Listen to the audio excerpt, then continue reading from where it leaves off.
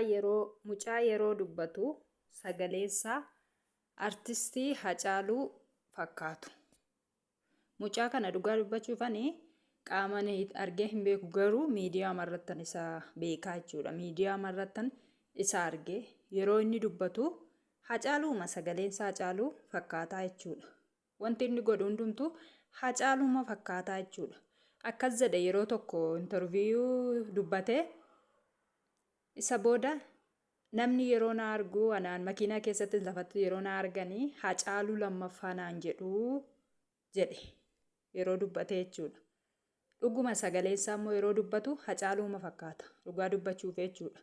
Kanaaf mucaan kun yeroon Hacaaluu wareegame sanaa yeroos xiyyiitiin itti tokka'ee baachaa tureeraa jechuudha.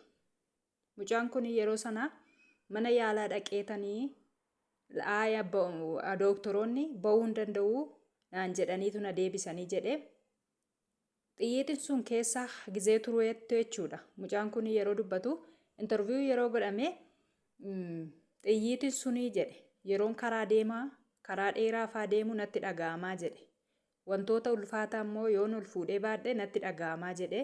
Haa ta'u malee mucaan kun jechuudha waggoota 6 xiyyiitii kana qaama isaa keessatti baatee deemuunsa baay'ee na ajaa'ibanii akka kootti jechuudha. Maaliif otoo dubaroota ta'ee rakkoon tokko irra ga'e yookaan miidhamni tokko irra ga'e taanaan iddoo tokko dhukkubee taanaan hoggasuma himatu hin danda'an jechuudha balaa.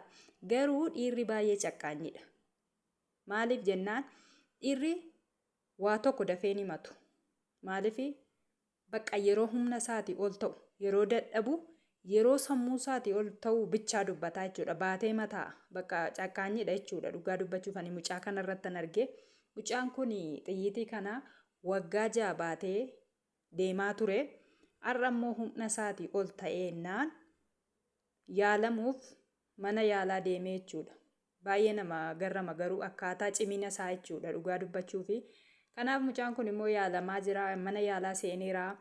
Kadhannaa keessaniin na bukkee dhaabadhaa naaf kadhadhaayyuu jedhee dhugaa dubbachuuf viidiyoo isaa yeroon argu jechuudha. Baay'ee garaa koo na raase dhugaa dubbachuuf. Maaliif bakka baay'ee natti ulfaate jechuudha. Maaliif mucaan kun reef lafaa dhufadha, xopheedha.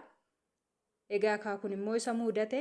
Haa ta'u malee immoo carraa isa mudate kanaaf immoo waaqayyo isaa akka fayyisuus abdii qabna. Fayyaasaa guutuutti akka deebi'u, fayyaasaa kaleessaa sanatti akka deebi'u abdii guutuu qabna. Kanaafuu uummanni Oromoo biyya keessaaf ala jirtan hundi keessanuu qabeenya keessanillee kadhannaa keessanillee akka bukkee dhaabattan mucaa xobbee kana mucaa reef ganaa guddachaa jiru kana bukkee akka dhaabattan abdii guddaa qabna. Kanaafuu hundumti keessan akka amantii keessanitti immoo waaqayyoon isaaf kadhadhaa akka inni fayyuuf jechuudha. Kanaaf qabeenya qabdaniinis immoo qabnuunillee hundi keenya bukkee dhaabachuun dirqama. Maaliif nam tokko yeroo nu keessaa rakkate yookaan miidhame nama ta'uunu gahaadha waan ta'eef nama ta'anii nama gargaaruun gahaadha. Kanaaf mucaa kana bukkee haa dhaabannu, fayyaasaa kaleessatti akka deebi'u abdii guddaa qabna. Kanaafuu akka amantaa keessanittis kadhadhaa. Mucaan kun sagaleensaa dhugaa dubbachuuf Hacaaluuma qulqulluu. Hacaaluumadha sagaleessaa yeroo dubbatu jechuudha. Kanaafuu mucaa kanaan waaqayyoon haa kadhannuu fi waaqayyoon immoo isaa fayyisu, isa bukkee haa dhaabatu. Egaa waaqayyo kan darbe hin jiru akka fayyisu immoo waaqayyo abdii qabna. Egaa viidiyoo biraatiin immoo walumatti deebinutti nagaan naaf turaa isiniin jedha.